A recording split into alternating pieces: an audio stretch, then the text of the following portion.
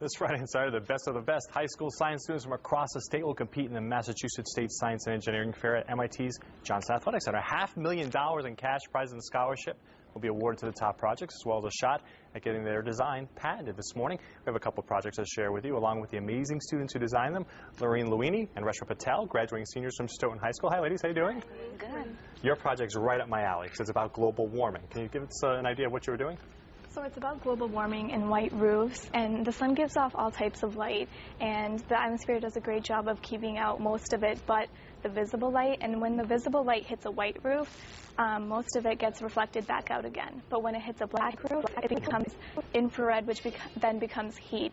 And the heat gets trapped inside the atmosphere, and that's what causes, that can add to global warming. Right, we should tell people that blackness that you're talking about on the roofs, that's just like if you were to step on a blacktop road in the summertime. It's very hot. Yeah, it's just like that. Yeah. So what did this show you when you did this project? When we did this project, it showed us that black roofs had a 2.3 degrees Celsius higher temperature than white roofs, which was very substantial because it showed that white roofs weren't reflecting back that infrared heat. So we knew that white roofs would help global warming. So that'll actually keep us cool, you think, if we were to all paint our roofs white? Yes, definitely. And you think that's a practical solution to global warming?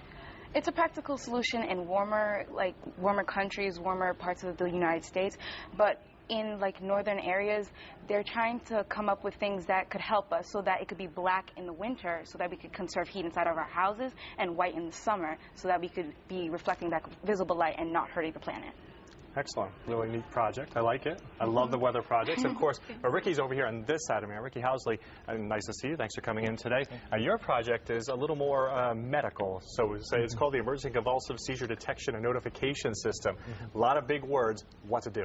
Okay, so for my project, I created a device that detects convulsive seizures, and when it detects a convulsive seizure, it sends a text message to either emergency personnel, family, or friends containing the patient's location.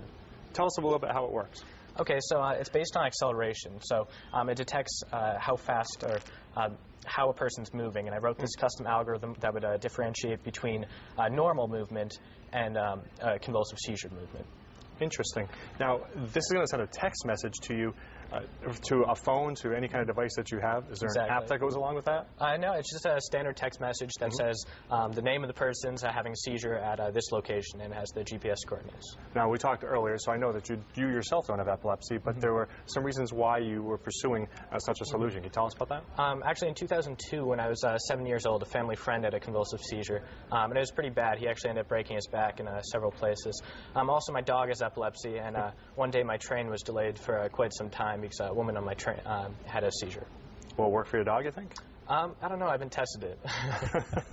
Now, you're a veteran of science fairs, right? Tell us a little about your past experience. By the way, he's a senior at BU Academy, so very impressive in itself. Thanks. But your science fair experience? Yeah, I've been fortunate enough to do quite well. I've won the states the past 2 years first place.